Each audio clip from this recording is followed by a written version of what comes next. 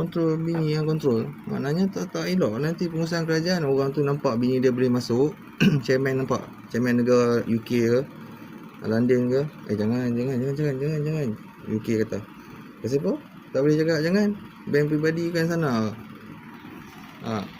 You punya nanti loan ke pulang lah. Pada you tak bagi, di saman you lagi bagus lah daripada you nak bagi. Sembang lah kan, tak payah nak bagi. Banyak lagi UK, Great Britain ada, di London sana banyak lagi. Bukan kata you sudut France ke, tempat-tempat yang ni saja. Ada banyak, macam Malaysia lah, banyak negeri. You ingat apa? Kelantan, belah lah Kelantan. Kalau kata Kelantan pun tak reti jadi penunggang agama, jadi alat agama, guna agama tapi bodoh. Tu cakap kata memperalat agama.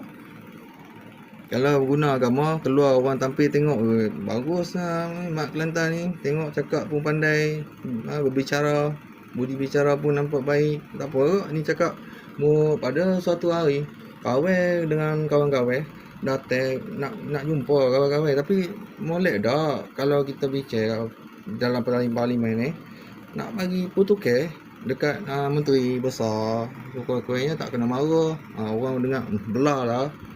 Saya cakap lah, sembang lah. Cakap pun macam orang beruk ayah kan.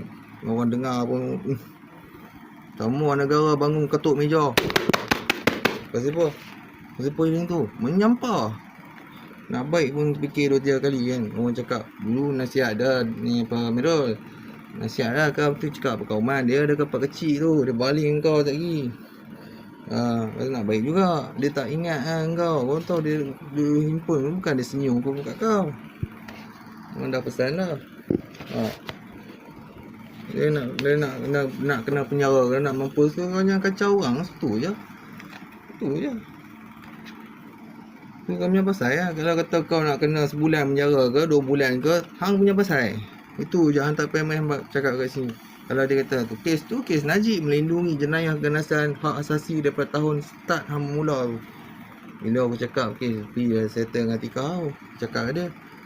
Yang Atika pun kira dia pergi sembang apa tak tahulah, kita cerita lagi. Atika pun lepas tu balik mana Atika, dia ni apa? Dia dah rampas dah. Kita kata tu tak mau serah ke macam mana? Serah. Kena serah kan apa-apa yang tindak tanda yang kita suruh. Tapi kena tunjuk kat kita kan. Kita kata macam sebelum ni tunjuk gambaran tu tak apa.